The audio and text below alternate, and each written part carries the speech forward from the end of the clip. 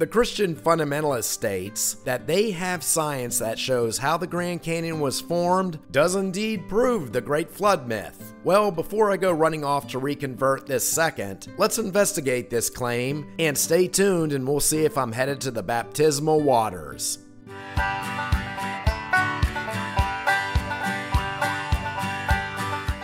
If you have ever listened to a Christian fundamentalist explain why Noah's Ark and the flood theory is legitimate, you will hear the Grand Canyon used as an example, how it was formed, the way it looks, its physical features, the fossil proof left behind. And if you're not a geologist, many of their theories certainly sound plausible, they sound scientific, but if you actually then read what the other 99% of geologists believe, the ones who've been studying the Grand Canyon for the last 150 years, you will see that the Great Flood proponents not only don't have scientific data to back their hypothesis, they are ignoring the physical features of the Grand Canyon itself. The Grand Canyon is made of layers. You have the bottom and the older rocks in the Cambrian system, and the younger layers that are on the canyon rim, the Permian system. The fundamentalist flood proponents believe that the sediment layers were laid down due to the turbulent waters of the Great Flood, which covered the world. And they back this evidence by pointing to the many marine fossils found today. How could they have gotten there in the Grand Canyon if it wasn't for a turbulent flood?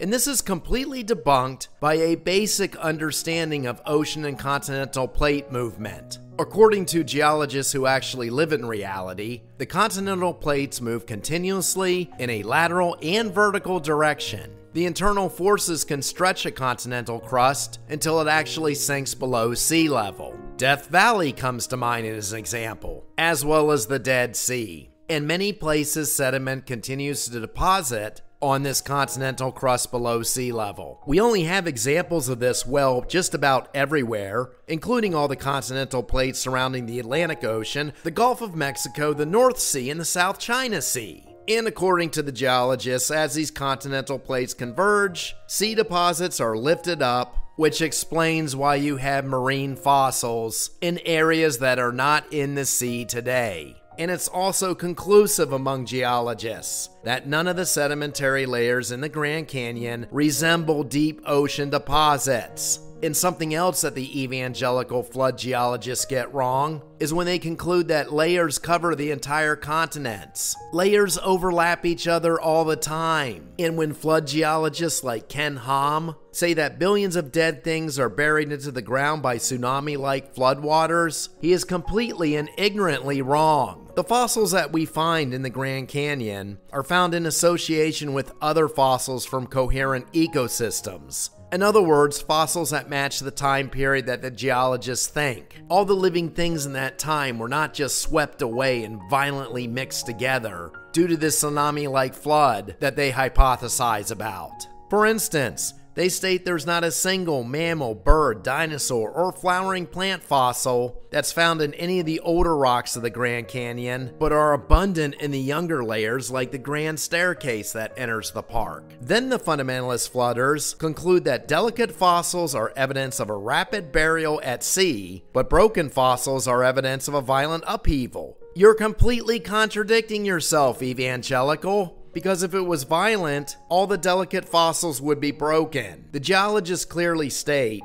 that the broken versus the intact fossils are completely consistent with environmental conditions of the time when they were deposited. And these environmental conditions lasted long periods of time. That's why there's certain types of plants that are only found in certain layers, because those plants didn't exist in other much older layers. Not to mention, we've got preserved footmarks of vertebrates made in these layers at times, from when they were wet sand dunes. You couldn't have that if the layer was formed by a rapid flood. So far, basic geology has completely debunked their claims of a great flood forming the Grand Canyon. But not only does the science of geology completely debunk debunk them, and easily so. The Christian fundamentalist flood proponents say that the sediments that were deposited into the Grand Canyon eroded in much more distant lands than the turbulent waters that covered the world carried these sediments to the Grand Canyon and deposited them. They conclude that there is no geological transport system that could possibly carry these sediments across the country to do this. Yes, there is, and examples known as the Mississippi River,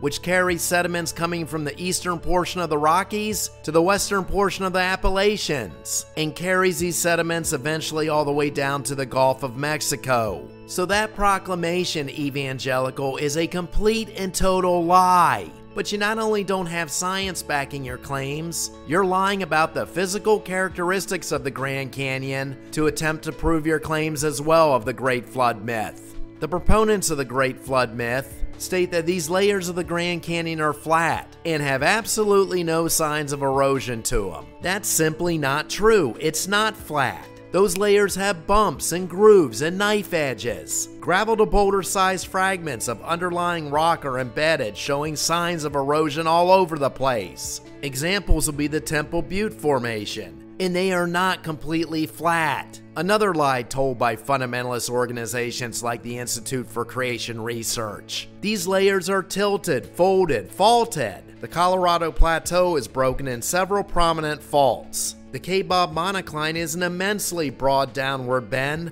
of the entire vertical stacks. Do you see what I'm saying? You, Christian fundamentalist, wonders why you're being laughed out of the courtroom when you state you want to teach creationism as an alternative in public schools. Because in the example of the Grand Canyon, and this is just one example of your deserved ridicule, you have no scientific backing behind your claims, such as your lie of how sediment transports across the country. You lie about the basic mechanics of geology, which are completely provable by standard geologists, such as using a GPS to track continental movement. And then you flat out lie about the physical features of the Grand Canyon itself, which anyone can simply look at and prove you wrong. And this is why no one grants creationism as a legitimate anything. Because the only thing that you have that backs your lunacy is the lunatic story of Genesis. And if you'd like to check out further debunking of the Great Flood myth, click on the playlist end card at the end of the video.